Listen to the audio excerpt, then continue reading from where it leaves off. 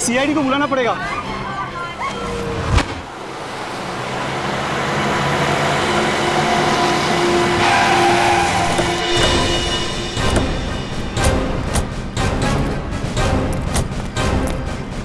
पीछे हटिए। Excuse me, पीछे हटिए। हटिए।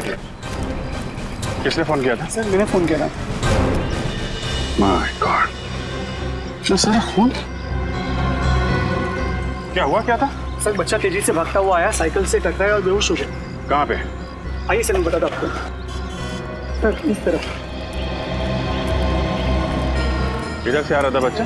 सर इस तरफ से आ रहा था। ओके।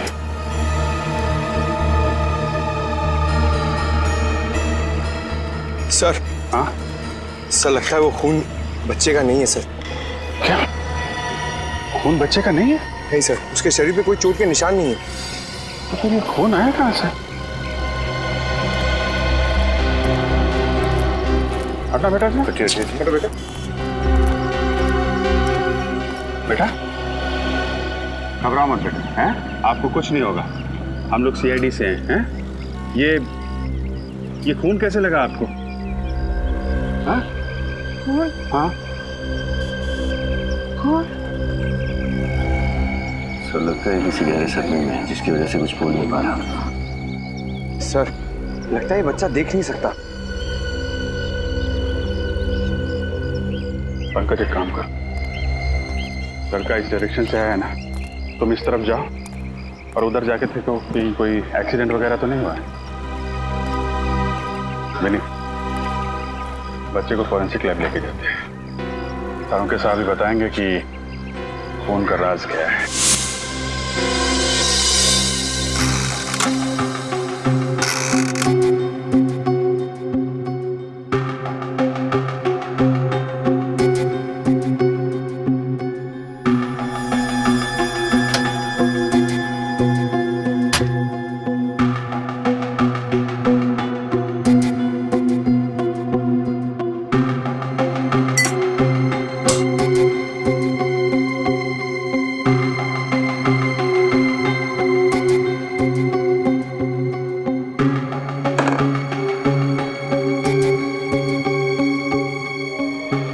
करता हूँ सर, बच्चे की टी शर्ट पे पाया गया खून किसी इंसान का ना हो।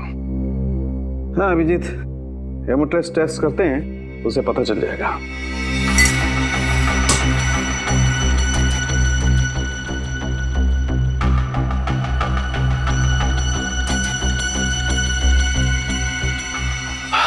सॉरी अभिजीत, तुम्हारा मनचाहा जवाब नहीं दे सकता। इस शर्ट पर जो खून है वो इंसान का ही है। इंसान का खून है? बच्चे का तो नहीं है ना डॉक्टर साहब? नहीं, बच्चे का नहीं है, क्योंकि बच्चे को कहीं भी चोट नहीं लगी है। Thank God. पर इतना सारा खून आया कहां से होगा? सर? हाँ तारिका।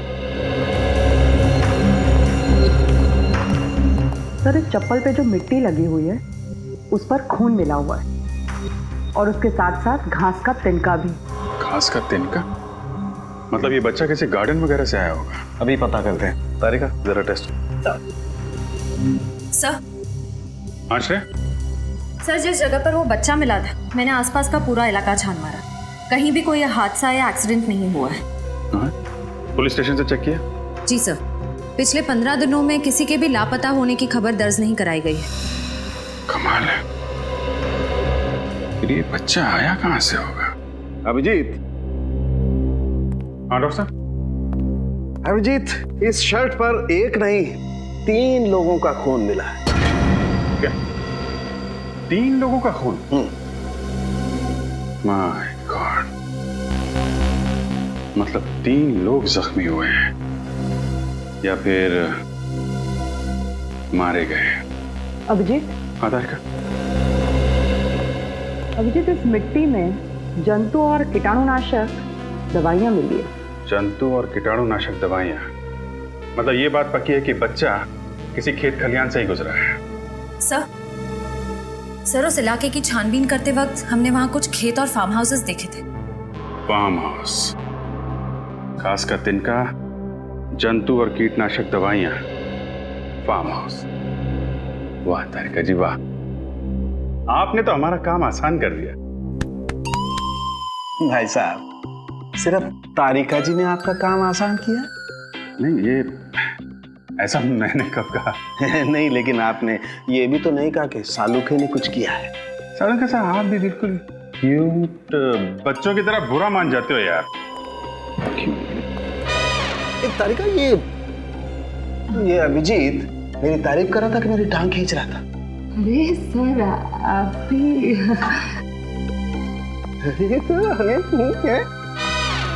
अरे ये सब दोनों के दोनों मिले हुए हैं।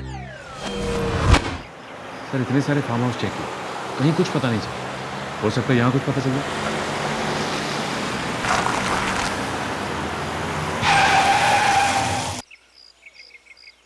फार्म हाउस के अंदर गाड़ी पार्क्ड है, लगता कोई है अंदर। चलो देखते हैं।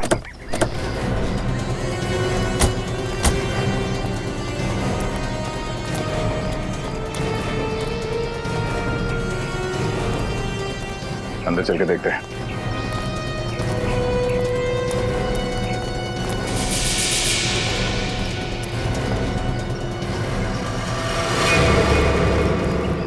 अरे ये तो इसी छोटे बच्चे की चप्पल लगती है।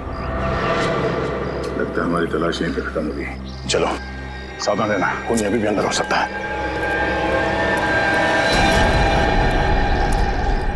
यहाँ पर कुछ भयानक हुआ है। देखो घर में कोई है क्या? जल्दी।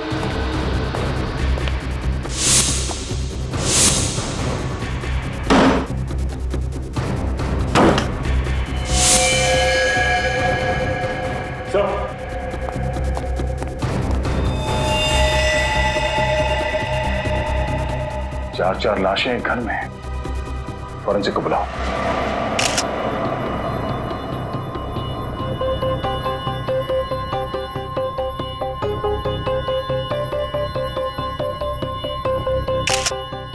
पीठ पर गोली लगी है। कम से कम 2-3 घंटे हुए होंगे इसे मरे। एक काम करो, इस घर की अच्छी तरह से तलाशी लो, एक भी सुराग छूटना नहीं चाहिए। ये है वो 2 लाशें।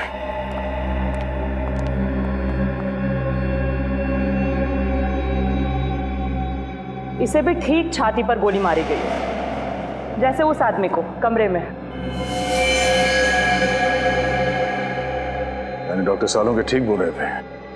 तो बच्चा यहाँ इन लाशों से टकराया होगा, जमीन पे गिरा और इन्हीं का खून उसके कपड़ों पे लग गया।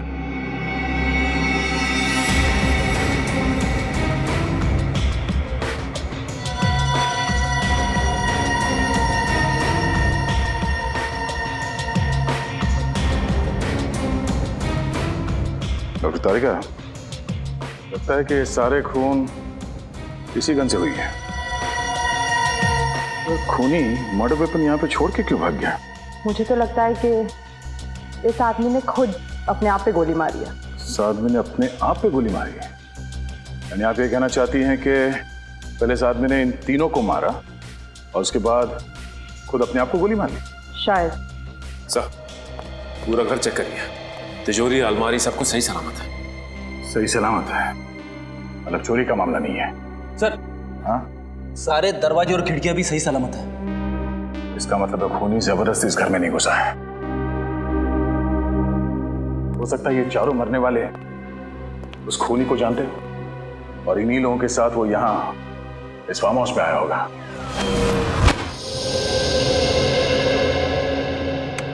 अरे क्या बात है डॉक्टर साहब, आज अकेले ही? क्यों, बहुत तकलीफ हो रही है?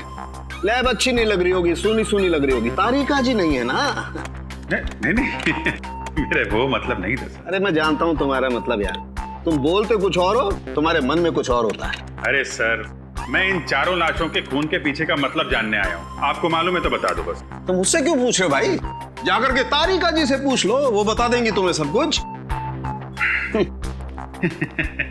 सर आप तो बुरा मान गए। सारी दुनिया जानती है डॉक्टर सालुंखे के बगैर सीआईडी में आज तक एक केस भी सॉल्व नहीं हुआ है। अब आया ऊंट पहाड़ के नीचे, है ना? ऐसे बुला करो, अच्छे लगते हो। आओ बताता हूं। अभिजीत, ये जो चारों लाशें हैं, इनमें रायगर मोर्टिस अभी सेट होना शुरू हुआ है। लाशें अभी अकड़ना शुरू हुई और मेरे ख्याल से इनकी मौत सवेरे 7 से 9 बजे के बीच में हुई। और ये बैलिस्टिक रिपोर्ट क्या कहती है? गोली इसी गन से चली है। चारों की मौत इस गन से निकली हुई गोली से हुई है और इस गन पर खून के छींटे भी हैं। सर किसका खून है ये? सौरभ का खून है। सौरभ को पॉइंट ब्लैंक रेंज से गोली मारी गई है, जिसकी वजह से सौरभ का खून इस पर भी आकर के लग गया है। और एक बात, सिर्फ सौरभ के हाथ पर यहां गन पाउडर के निशान है। गन पाउडर सौरभ के हाथ में? तो आप ये कहना चाहते हैं कि सौरभ ने इन तीनों को गोली मारी और फिर खुद आत्महत्या कर ली? नहीं, मैं खुद कुछ नहीं कहना चाह रहा हूं, जो सबूत हैं वो कुछ कहना चाह रहे हैं। अब एक काम करो, बाकी का काम तुम खुद भी तो करो यार। हाँ ठीक है, करेंगे। हाँ, क्यों नहीं करेंगे? बाकी जो आप नहीं बता पा रहे हम डॉक्टर तारिका से पूछ लेंगे।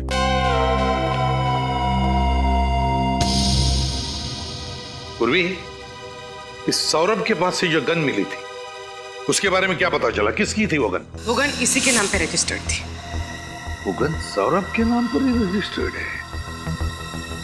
और फिर साळुंखे को जो गन पाउडर के ट्रेसेस मिले वो भी सौरभ की उंगलियों पर।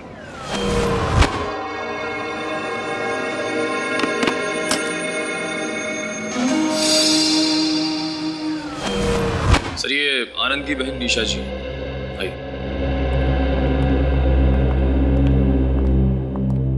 आइए निशा जी, देखिए हम आनंद और उसके दोस्तों के बारे में कुछ जानना चाहते हैं ताकि हमें केस सॉल्व करने में मदद मिले। सर ये सब लोग कॉलेज के दोस्त थे और बहुत सालों के बाद मिलने वाले थे, इसीलिए इन लोगों ने प्लान बनाया था कि सौरभ के फार्म हाउस पे जाएंगे। निशा जी, आपने आखिरी बार आनंद से बात कब की थी? आनंद से मेरी लगभग 1 हफ्ते पहले बात हुई थी, लेकिन हाँ, यश का 2 दिन पहले ही मुझे फोन आया था और उसी ने मुझे बताया कि ये लोग फार्म हाउस पे पार्टी करने जा रहे हैं। यश? ये यश कौन है? सर यश भी उन लोगों का दोस्त है और ये सब लोग मिलकर उस दिन फार्म हाउस पर गए।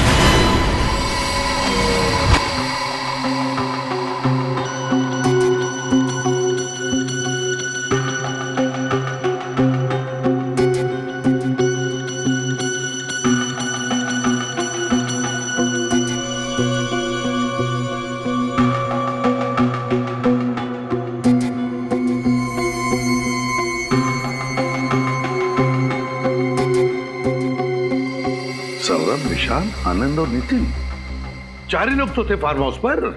4 नहीं सर, 5 लोग थे। 5? मतलब? यश भी तो था सर। यश भी इनके साथ था? लेकिन सर फार्म हाउस पे तो हमें सिर्फ 4 लाशें मिली थी। वही तो। सर तो फिर यश कहाँ गया होगा? और तो और सर, उसने किसी से कांटेक्ट करने की कोशिश क्यों नहीं की? यश के टेलीफोन नंबर्स है ना तुम्हारे पास? घर का सेलफोन नंबर वगैरह? हाँ सर।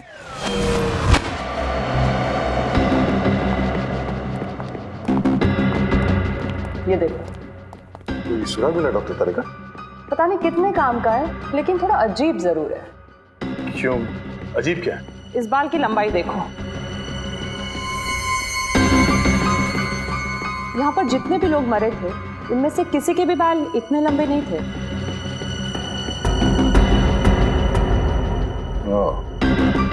इसका मतलब है इन चारों के अलावा कोई और भी था, या कोई औरत। अब ये तो इस बाल के डीएनए टेस्ट से ही पता चलेगा। हाँ। मोबाइल बंद। मोबाइल बंद आ रहा है? सर, हाँ? यश के पिताजी से बात हुई। यश तो घर पे है ही नहीं। घर पर लौटा ही नहीं, सेलफोन बंद आ रहा है, कुछ तो गड़बड़ जरूर है। यश का फोटो है? हाँ सर, 1 मिनट। काम करो, यश का फोटो सारे police station, railway station, bus stand और चेक नाकों पर भेज दो और दया को भी इन्फॉर्म करो। यश का मिलना बहुत जरूरी है, बहुत जरूरी है। सर, ये दवाइयां और प्रिस्क्रिप्शन लेटर मिला है, इस पे सौरभ का नाम लिखा है।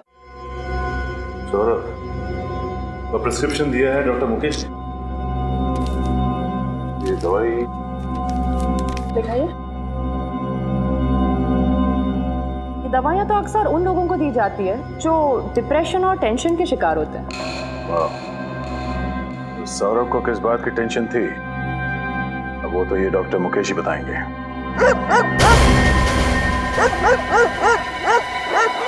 कुत्तों के भौंकने की आवाज पीछे की तरफ से आ रही है। जरा देखो जाके चक्कर क्या है?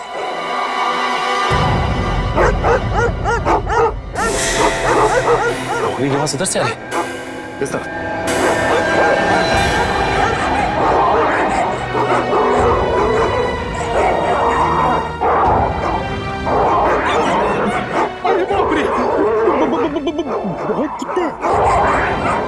फ्रेडी, लेकिन डरने की जरूरत नहीं, वहां पे कुछ है।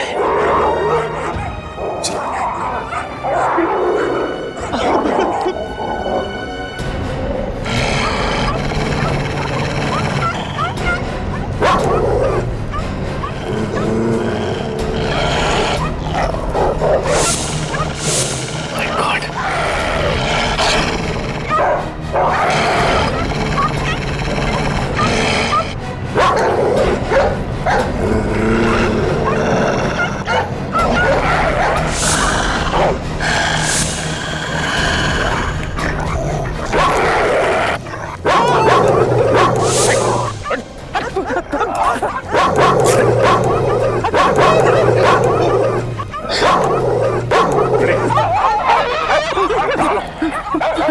ये ऐसे नहीं मानेंगे।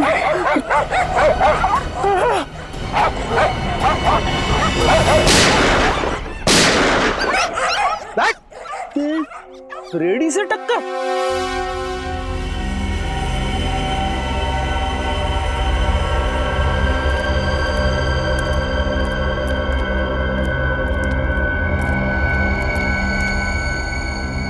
अरे ये तो यश है, सौरभ का 5वां दोस्त, जिसे ढूंढ रहे थे उसी की लाश मिली। हाँ फ्रेडी, हमें लग रहा था कि ये यश अपने दोस्तों का खून करके भाग रहा है, लेकिन ये तो अपनी जान बचाने के लिए भाग रहा था। आपको ऐसा क्यों लग रहा है? ये देखो फ्रेडी, ये इसकी पीठ में यहाँ पीछे से गोली मारी गई है और एक गोली यहाँ किडनी के पास। लेकिन एक बात समझ में नहीं आ रही है, ये सारे खून कर कौन रहा है? Sir I.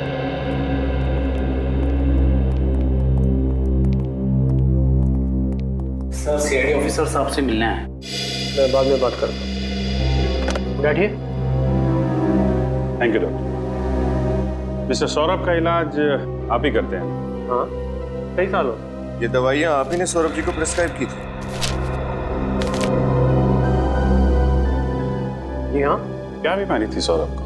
डिप्रेशन, बेचैनी, टेंशन लेना। लेकिन आप ये सब मुझसे क्यों पूछ रहे हैं? दरअसल एक फार्म हाउस में हमें सौरभ की लाश मिली। लाश? कैसे हुआ? पक्का तो कुछ नहीं कह सकते, लेकिन अभी सिर्फ इतना पता चला है कि उसकी मौत गोली लगने की वजह से।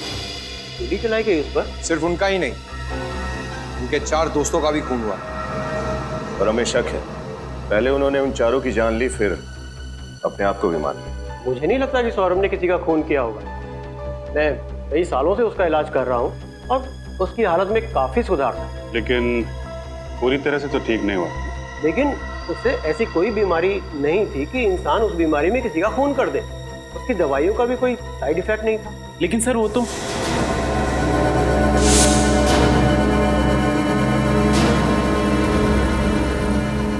ठीक है डॉक्टर साहब, थैंक यू वेरी मच।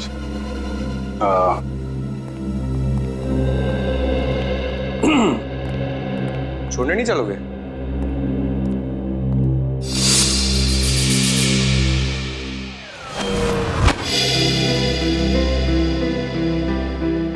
अरे यार, अंदर तुम कुछ कह रहे थे, फिर एकदम से चुप हो गए। क्या बात है? जरा खुल के बताओ। नहीं सर, मैं कुछ नहीं कह रहा था सर। देखो, सौरभ के बारे में जो कुछ भी जानते हो मैं बता दूं। देखिए सर, मुझे ये सब मामले में मत घसीटिए सर। मैं गरीब आदमी हूँ सर, मेरी एक बूढ़ी माँ है सर। कुछ नहीं होगा तुम्हें, ये मेरा वादा है। जो कुछ जानते हो सच सच बता दो। घबराओ मत, बता दो सब कुछ। क्या जानते हो? सर देखिए सर, सौरभ जी की सबसे बड़ी प्रॉब्लम जो थी सर, उनका गुस्सा था सर। उनकी प्रॉब्लम हाइपरटेंशन और डिप्रेशन नहीं था सर, सबसे बड़ा वीक पॉइंट उनका था गुस्सा सर। वो उस पर काबू नहीं कर पाते थे सर। हमारे सामने कभी कुछ ऐसा हुआ है? हाँ सर, एक बार हुआ था सर। हमारे यहाँ के एक पेशेंट पे उन्होंने हाथ उठा दिया था सर। क्यों? क्योंकि उनको ऐसा लगा सर उनका नंबर था और वो बीच में घुस गया सर। इतनी सी बात के लिए उन्होंने किसी पर हाथ उठा दिया? हाँ सर। लेकिन आपके डॉक्टर साहब ने हमें ये बात बताई नहीं, क्यों? सर सॉरी सर, मुझे नहीं पता सर। ठीक, तुम जा सकते। Thank you sir. Saurabh ji को गुस्सा बहुत आता था। सारे सबूत भिजवा दिए ना? हाँ सर। चलो सीधे ब्यूरो चलते हैं। हाँ भाई, क्या हाल? अरे सर आप यहाँ? क्यों चौंक क्यों गए यार? अरे तुम्हारी मदद कर रहा हूँ यार केस में, यहाँ नहीं आ सकता क्या? अरे सर मेरा कहने का मतलब वो नहीं था, वो हाँ मतलब की बात करने के लिए आया हूँ। अच्छा ये बताओ कि तहकीकात करने के बाद तुम लोग किस नतीजे पर पहुंचे अब तक? सर देखने से तो यही लगता है कि सौरभ ने अपने दोस्तों का खून किया और उसके बाद अपने आप को गोली मार ली। कुछ ही घंटों में केस सॉल्व कर दिया हमने। कुछ ही मिनटों में बेवकूफ बन गए आप लोग। क्या कहना चाहते हैं? मैं जो कहना चाहता हूँ दया, वो तुम्हें वहां चल के दिखाऊंगा। आओ मेरे साथ।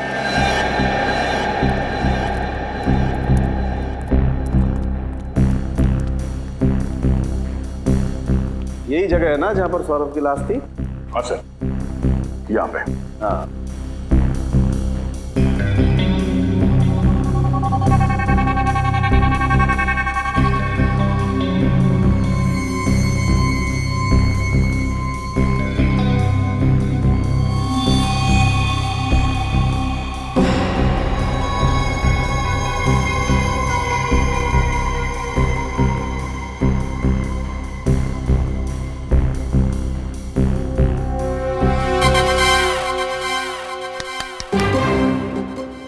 सौरभ बन जा। यानी कि मैं मर जाऊं? डॉक्टर साहब मैं इतनी जल्दी मरना नहीं चाहता। अरे यार ये आदमी हमेशा उल्टा ही क्यों सोचता है? फिर मैं तुझे मरने के लिए नहीं कह रहा हूँ फ्रेडी, मैं सिर्फ ये कह रहा हूँ इस सोफे पर जैसे सौरभ की लाश मिली थी वैसे जाकर के बैठ जा। हाँ। सौरभ बैठा हुआ नहीं था, लेटा हुआ था। लेटा हुआ था तो ठीक है, तुम लेट जाओ।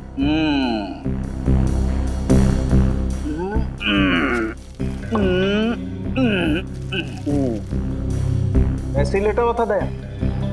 ये पैर ऐसे ऊपर? हाँ।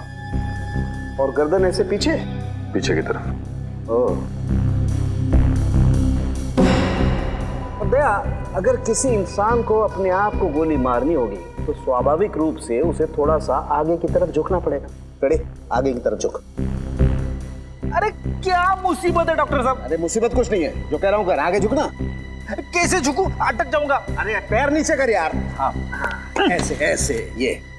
अब जैसे सौरभ ने अपने आप को गोली मारी थी ना, वैसे गोली मार। लेफ्ट हैंड से नहीं, राइट हैंड से।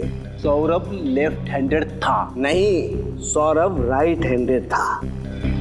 वो राइट हैंडेड था, ये आपको कैसे पता चला? दया, मैंने सौरभ का ड्रिंक का ग्लास अच्छी तरह से चेक किया है। उस पे जितने भी फिंगरप्रिंट्स हैं सौरभ के, वो सब राइट हैंड के हैं। इसलिए मैं कहता हूँ कि सौरभ राइट हैंडेड था। ऐसे कोई आदमी अपने आप को गोली मारेगा इस तरीके से बैठ करके, तो खोपड़ी से खून के छींटे जाएंगे वहां, इस तरफ, ऊपर की तरफ। लेकिन यहाँ तो खून के छींटे नहीं हैं, खून के छींटे हैं वहां, पीछे की तरफ। और वो तभी जा सकते हैं जब आदमी ऐसे लेटा हो और कोई उसे यहां से गोली मारे। पैरों से। सौरभ की लाश यूं पड़ी हुई थी। अब दया, मैंने अपनी पूरी जिंदगी में किसी इंसान को ऐसे लेट करके अपने आप को गोली मारते हुए नहीं देखा। इसका मतलब है सौरभ ने आत्महत्या नहीं की थी, उसका भी खून किया गया है। बिल्कुल, सौरभ का खून ही हुआ है। और किसी ने उसे तब गोली मारी है जब वो ऐसे पैर फैला करके आराम से सो रहा था।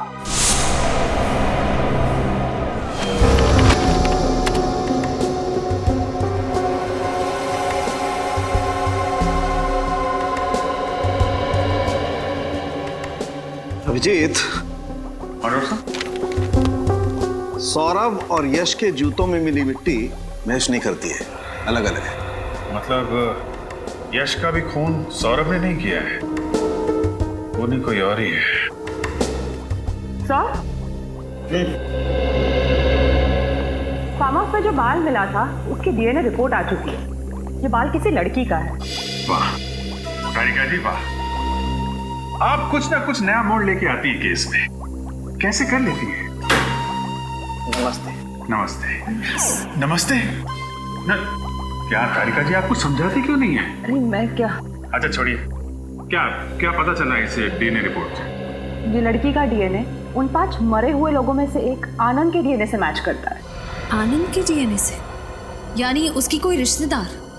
आनंद की तो सिर्फ एक ही रिश्तेदार है, उसकी बहन निशा। निशा? लेकिन सर जब निशा ब्यूरो में आई थी तब उसने बताया नहीं था कि वो भी फार्म हाउस गई थी। अपराधी अपने आप तो बोलेगा नहीं कि मैंने अपराध किया है, उससे सच उगलवाना पड़ता है। हाँ? अरे कुछ नहीं, मुझे थोड़ा सा टाइम लगेगा।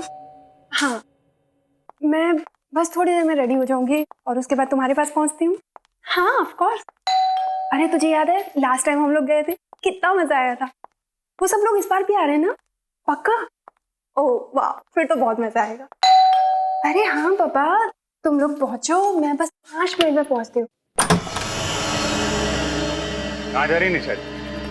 पहले 2-4 बातें हमसे कर लीजिए, फिर भी चलते हैं पार्टी में। पार्टी? What nonsense. हम तो सेंस में है मैडम, लेकिन आपको देख के लगता है कि आप अपने होश खो बैठी हैं। आप कहना क्या चाहते हैं? आपको देख के लगता नहीं है कि आपको आपके भाई की मौत का दुख है?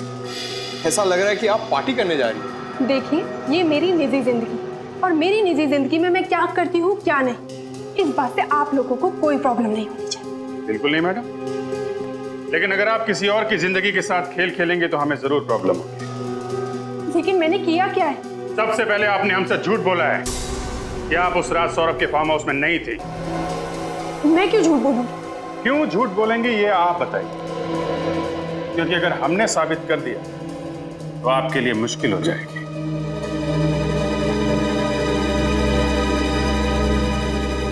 बोलिए बोलिए बोलिए, आराम से बोलिए। हम समझते हैं कि मुंह से सच निकलने को थोड़ा वक्त लगता है, लेकिन आपके पास सबूत क्या है इसका? फोरेंसिक रिपोर्ट है हमारे पास जो साफ साफ साबित करती है कि आप उस वक्त फार्म हाउस में थी। अगर आपको वो रिपोर्ट देखनी है, चलिए हमारे साथ ब्यूरो।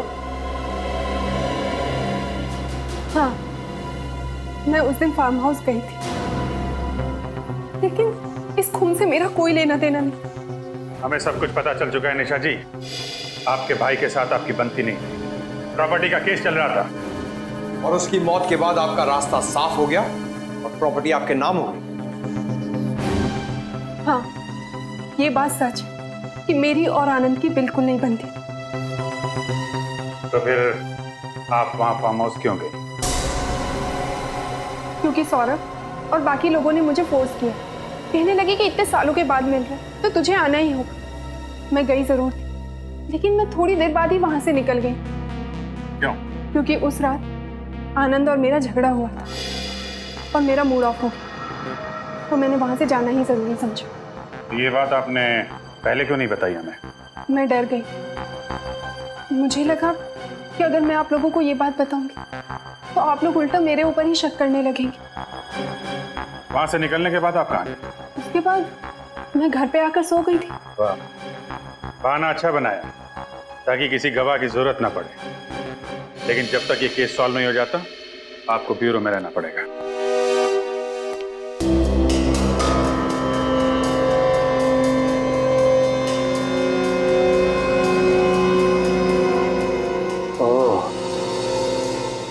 सारिका। हाँ सर। ये देखो। खून के छींटे सर? नहीं नहीं तारिका, ये खून के छींटे नहीं है, ये ऊपर से टपकी हुई खून की बूंदे हैं। मतलब? छींटे अगर होते हैं तो ऐसे फैल जाते हैं, लेकिन ये ऊपर से टपकी हुई खून की बूंद है। मुझे लगता है वो बच्चा उस हॉल में आया होगा और किसी चीज से या किसी लाश से टकरा के गिर गया होगा, और ये केन भी उसके हाथ से छूटकर जमीन पे गिर गई होगी, और खूनी के कहीं कोई जख्म होगा जिसमें से खून टपक रहा होगा।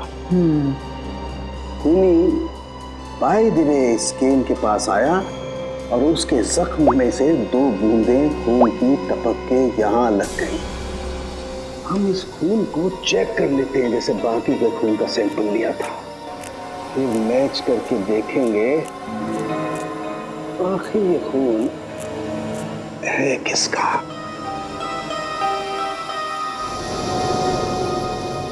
ये देखो तारिका, ये उन 5 लोगों के ब्लड का सैंपल है, और ये खून है जो स्कैन पे लगा हुआ है। एक काम करो, अपने रिकॉर्ड में चेक करो कि किसी से मैच होता है क्या। हेलो अभिजीत। हाँ डॉक्टर साहब, छड़ी पे जो खून मिला था क्या पता चला उसके बारे में? अभिजीत, ये खून उन 5 मरने वालों में से किसी का भी नहीं है। फिर तो निशा का ही होगा। नहीं, निशा के खून से भी मैच नहीं होता। वो क्रिमिनल रिकॉर्ड में चेक करके देखा? वो भी देख लिया, लेकिन रिकॉर्ड में किसी से मैच नहीं हो रहा है। कमाल है, सौरभ को खूनी समझ रहे थे, वो खून ही नहीं निकला। निशा भी बेकसूर है, तो फिर खूनी है कौन?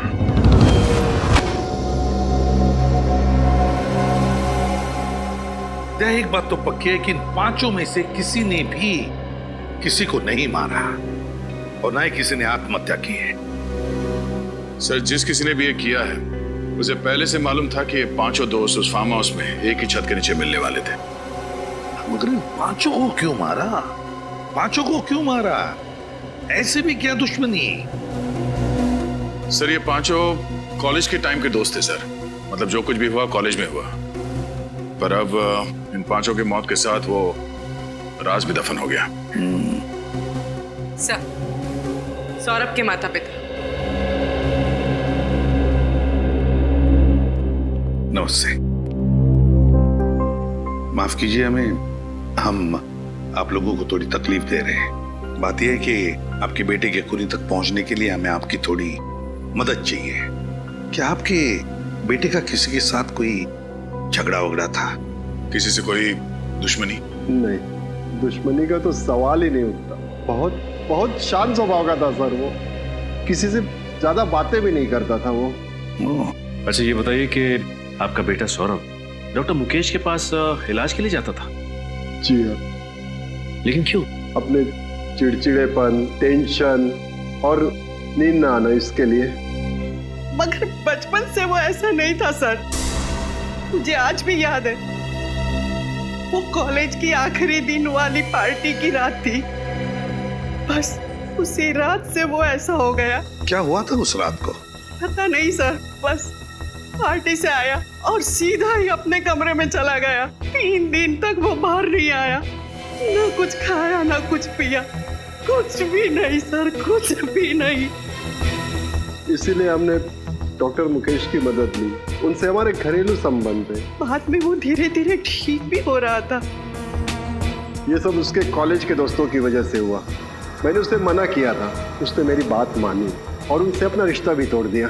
तो फिर वो उनके साथ फार्म हाउस क्यों गया था? वो उसके दोस्त आनंद का फोन आया था, बोला बहुत साल के बाद मिल रहे हैं तो आ जाओ, और वो गया, फिर लौट के वापस नहीं आया, लौट के वापस नहीं आया।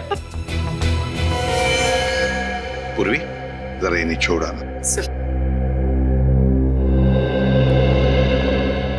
सर, इन 5 के साथ जो कुछ भी हुआ उस फार्म हाउस में, उसका संबंध कॉलेज के आखिरी दिन वाले पार्टी से ही है सर। हाँ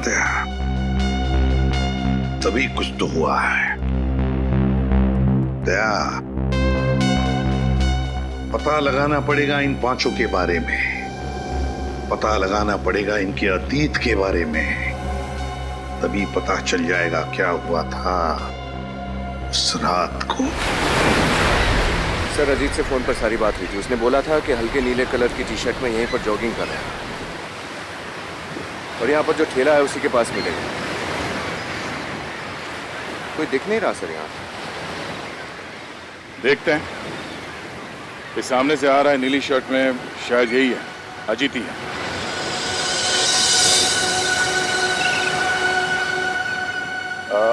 मिस्टर अजीत।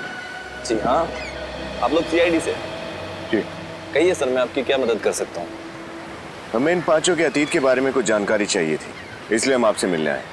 जी हाँ, ये मेरे कॉलेज में थे, सेम बैच। इनमें सौरभ को मैं अच्छी तरह से जानता हूँ। कहिए सर, क्या हुआ? इन पांचों का खून हो गया है।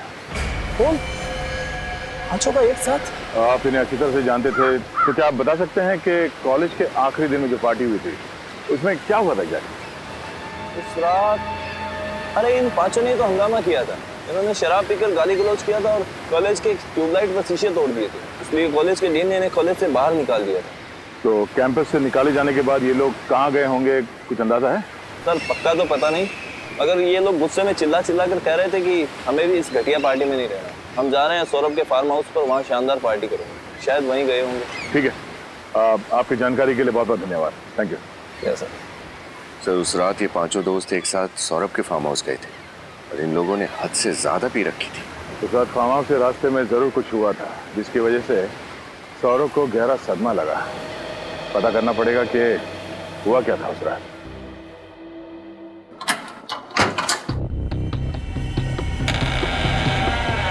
खूनी मेन दरवाजा खोलकर हॉल के अंदर आया,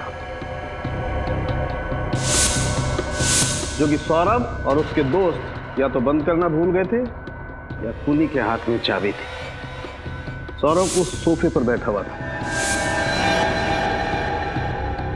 खूनी सौरभ के पास आया, उसने सौरभ के हाथ में गन पकड़ा दी और सौरभ के हाथों से ट्रिगर दबा दिया ताकि गन पाउडर का निशान सौरभ के हाथों पर आ जाए।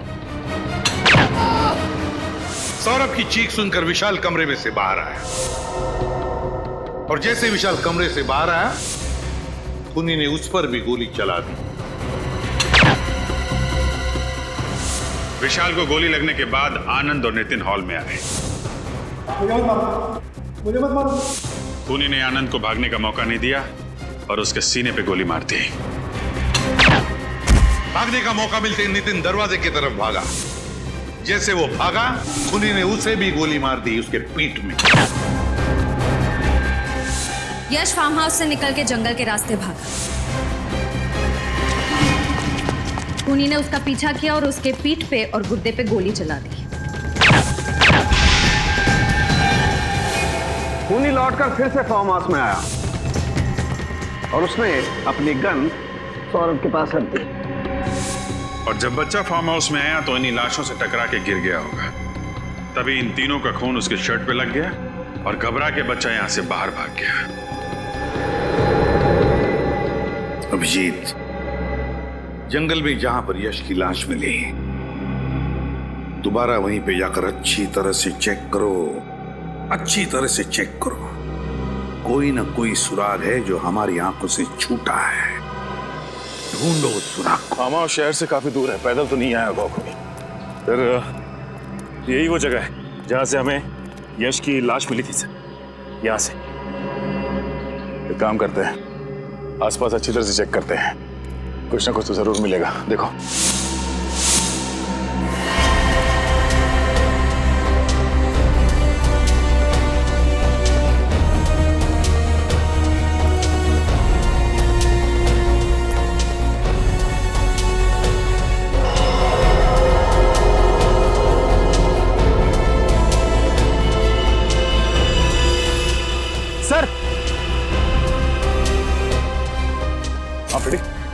ये देखिए सर, शर्ट का फटा हुआ टुकड़ा, इस पे खून लगा है।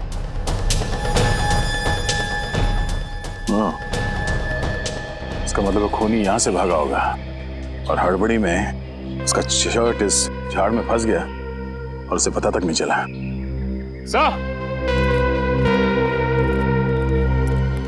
हाँ सचिन, ये देखिए सर, बाइक के टायर के निशान से। इसका मतलब है खूनी बाइक से यहाँ पे आया होगा। यहाँ पे बाइक पार्क करके जंगल के रास्ते से वो फार्म हाउस गया और फिर वहां पे खून करने के बाद फिर इसी रास्ते से बाइक पे बैठ के भाग गया।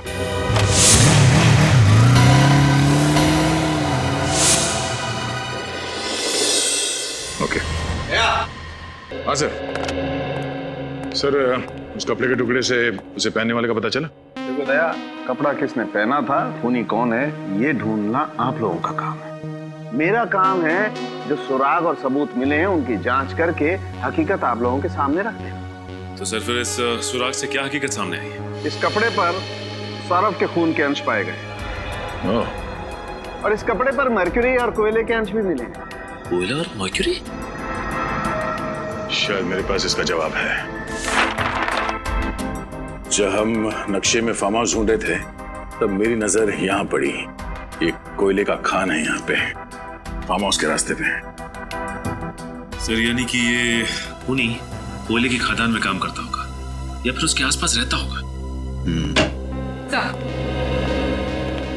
सचिन, 5 दोस्तों की मौत हुई। उनके एक और दोस्त अजीत का कहना है कि कॉलेज की पार्टी के बाद वो 5 सौरभ की गाड़ी में फार्म हाउस जाने के लिए रवाना हुए थे और सर उसके अगले ही दिन ये आर्टिकल छपा था। जेपी मार्ग में हुई दुर्घटना। एक तेजी से आती कार ने राह चलते आदमी को टक्कर मार दी जिसकी जगह पे मौत हो गई। जेपी मार्ग तो ये फार्म हाउस के रास्ते पे पड़ता है। हाँ सर, और इन लोगों के निकलने के ठीक 45 मिनट बाद ये एक्सीडेंट हुआ था। सर हो सकता है कि ये सौरभ शराब के नशे में धुत होकर गाड़ी चला रहा और उसका एक्सीडेंट हो गया। हाँ, और इसीलिए उस हादसे के बाद वो गुमसुम हो गया और 3 दिन तक वो अपने कमरे से बाहर नहीं निकला। सो ये देखिए, इसमें यह भी लिखा हुआ है कि मरने वाले का 12 साल का बेटा इस एक्सीडेंट का चश्मदीद गवाह था, लेकिन गाड़ी चलाने वाला और उसके साथी वहां से भाग गए और कभी कानून के हाथ नहीं लगे। एक बात और सर, जिस आदमी का एक्सीडेंट हुआ था वो विजयनगर बस्ती में रहता था। विजयनगर बस्ती, और वो भी इस कोयले के खान के पास ही है।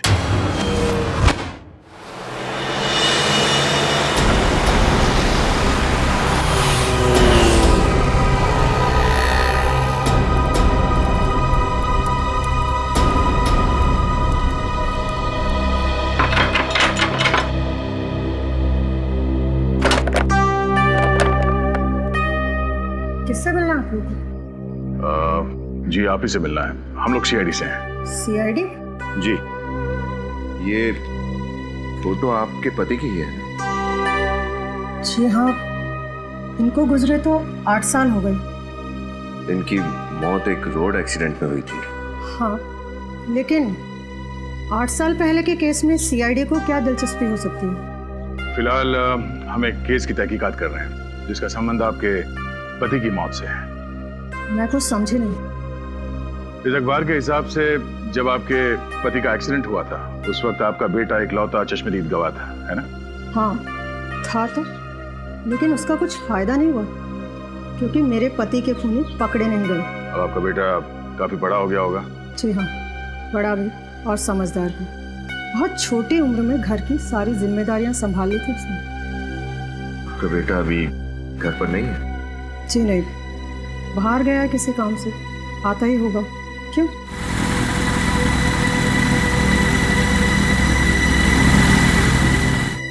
ये लीजिए, आ गया मेरा बेटा। सीआईडी।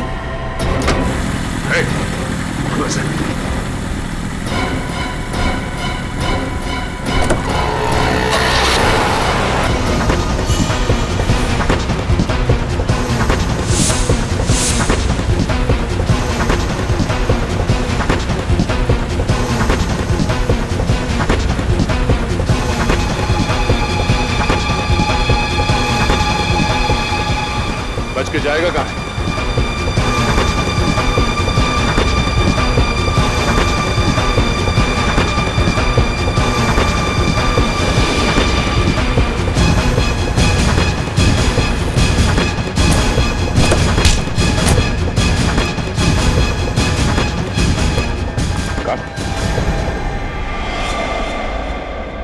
सर ये तो डॉक्टर मुकेश का असिस्टेंट है। हमारा इलाज नहीं करोगे? हाँ? रंजीत, डॉक्टर मुकेश का असिस्टेंट रंजीत, उन 5 लोगों का खून तुमने ही किया है ना? हाँ, मैंने ही खून किया है, लेकिन मुझे इस चीज का कोई पछतावा नहीं है, क्योंकि उनको जीने का कोई हक नहीं था। क्योंकि उनकी वजह से तुम्हारे बाबा की एक्सीडेंट में मौत हो गई थी। हाँ? हाँ, मेरे बाबा ने मेरे आंख के सामने दम तोड़ा।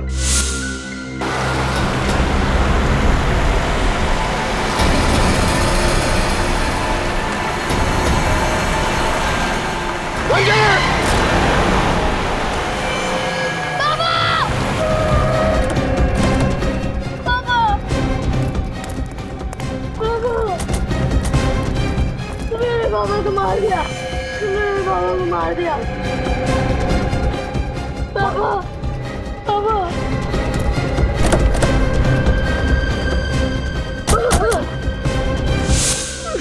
मैं उन्हें बचा भी नहीं सका, लेकिन वो 5 लोग बचा सकते थे। वो 5 गाड़ी से नीचे उतरे, मेरे पापा को तड़पता हुआ देखे हॉस्पिटल लेके जाने के बजाय वापस गाड़ी में बैठ के भाग गए। और इतने सालों के बाद भी तुम्हें उनका चेहरा याद रहा? एक एक का चेहरा मेरे आंख के सामने था, और अचानक एक दिन सौरभ मेरे सामने आ गया।